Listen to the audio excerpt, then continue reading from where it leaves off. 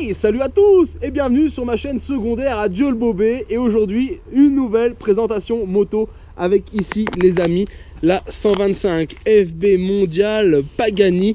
Donc là vous allez voir, on est sur un petit jouet. Déjà moi, premièrement, esthétiquement, avec ce look ici, comme ça, je trouve que c'est l'une des plus belles 125 que l'on peut s'offrir depuis quelques années. Alors on est ici sur la Pagani 125 cm3 de 2020. On l'appelle Pagani parce que c'est le nom d'un pilote. C'est le premier pilote.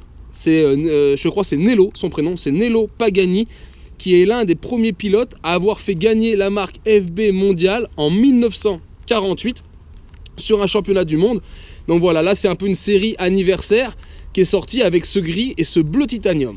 Et moi, ce que je trouve intéressant esthétiquement, c'est quand on voit cette moto, on n'a pas forcément l'impression d'avoir affaire à une 125. Même si on s'approche, ok, on voit le petit moulin derrière, mais quand on regarde l'ensemble général, ça fait vraiment grosse cylindrée. Alors, il faut savoir que FB Mondial, c'est une vieille marque italienne, comme on peut le voir ici, sauf qu'aujourd'hui, ces machines, c'est du Made in Chine, d'accord? Ce n'est plus fabriqué en Italie. Ils gardent la marque, ils ont repris la marque, ils gardent le côté italien parce que voilà, clairement, c'est vendeur. Mais après, ça, c'est une machine, donc là, on peut vous faire un retour. C'est une machine de 2020 qui arrive bientôt à 8000 km sans aucun souci. Donc, ce sont des machines qui sont fiables. On retrouve dessus un moteur Piaggio monocylindre 4 temps avec un double arbre, 4 soupapes à refroidissement liquide. Et c'est un moteur qui va développer 13,5 chevaux à 9750 tours, pour être précis. Alors ici, on retrouve un réservoir dessus d'environ 9 litres et qui est donné pour une consommation de 3,5 litres au 100. Là, avec 8000 km de retour, dans un usage, on va dire, régulier et pas mal urbain, on peut vous dire qu'on est en dessous des 3,5 litres. On est plus proche du 2,5 litres que du 3,5 litres. Et c'est une machine, normalement, qui est donnée pour avoir un Vmax d'environ 120 km/h. Concernant la partie cible, on est sur un cadre double berceau en acier. On a ici une fourche inversée de 41 mm avec disque avant, disque arrière. Donc ici, un disque à l'avant en 300 mm et à l'arrière, ici, on a un disque en 220 mm. Et on notera aussi que cette 125 est équipée de l'ABS. Autre spécificité de cette machine et qui est très jolie, c'est ici son double échappement. Voilà, que moi je trouve très très joli. Ça rend même plutôt bien. Et voilà, c'est ce qui fait que l'ensemble de cette 125 est franchement assez cohérent. Ce qui me fait rire aussi, c'est ce garde-boue à l'avant qui est très très court, qui n'est pas prolongé, comme souvent sur des motos, qui est un petit peu coupé. Mais finalement, avec ce look néo-rétro, eh ben, ça rend super bien. Allez, on se retrouve au guidon. Donc là, tout ce qui est normal, on a le démarreur ici, on a le coupe-circuit là. Ici, on a les clignotants, on a le klaxon et les pleins phares, tout simplement. Et si on met en route, voilà, le petit cadran digital. Et voilà, tout simplement. Et ce qu'on va faire, c'est qu'on va vous la démarrer. Voilà les amis. Et je vais vous faire profiter au ralenti. Regardez les phares. Alors il y a même une ampoule qui est légèrement bleue sur le dessus, je ne sais pas si on se rencontre à la caméra. Vous avez les LED blanches en haut et celle qui est centrale, là, le demi-lune, là, le demi-rond, lui est bleu. Et voilà, le bruit, la Pagani, donc là on est full origine. Donc voilà, petit bruit de 125, mais qui est très agréable pour rouler, qui ne prend pas la tête. Allez les amis, le temps pour moi de finir de m'équiper et on est parti pour un test de la Pagani. Allez les amis, voilà, je me mets en place sur la Pagani. Donc position de conduite plutôt cohérente. Je suis à 1m72. Là, je suis largement à ma taille. C'est vraiment pas très haut, rien du tout. L'embrayage, déjà là, je le sens très très dur. L'embrayage est clairement très très dur. C'est impressionnant. Les freins, bah écoutez, ça a l'air de freiner. Position de cale-pied, je trouve que le levier de vitesse à l'arrière droit, ici, est un peu bas. Je l'aimerais bien un petit peu plus haut, mais bon, c'est comme ça. Et après, on a l'autre côté, le sélecteur. Et bah écoutez, on est bon.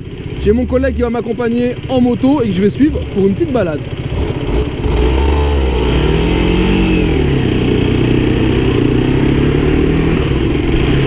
Alors voilà, quelque chose aussi tout de suite qui me dérange, qui me gêne un peu. Après, c'est une histoire d'habitude. C'est les deux pots d'échappement qui sont sur le côté. En fait, je les ai dans le mollet, dans la malléole. Je sens dans la malléole que j'ai le pot d'échappement. Donc je pense en fait que mes pieds sont pas du tout au même niveau. Je dois avoir le pied droit qui est légèrement plus écarté que le pied gauche. Et allez, on va y aller. J'ai mis le tour en troisième. C'est nerveux, ça répond très très bien. Franchement, ouais, ça répond même super bien. Je suis épaté pour une petite 125. Alors la route est un peu grasse, on va y aller doucement. Je suis en troisième, j'attaque un rond-point en troisième les amis. Voilà, écoutez, c'est pas violent et on passe le rond-point sans souci. Ça broute pas. Et là on est dans une petite montée, je vais y aller doucement, on va lancer la machine. Ouais, ça y va, ça y va. Ah, c'est une 125, hein, bien sûr. Mais elle est plutôt possible. C'est même agréable, je trouve. Ah, dans les tours, elle hurle. C'est vraiment agréable. C'est vraiment excellent. Faut pas hésiter en fait à la mettre dans les tours. On sent qu'elle a un petit coup de cul dans les tours.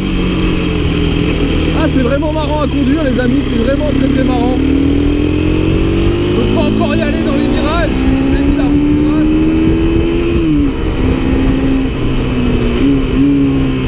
Ouais, ça y va, ça y va. Ça marche même plutôt bien. Je suis vraiment épaté, les amis. Allez, je vois un petit coup de ligne droite. On va essayer de la pousser.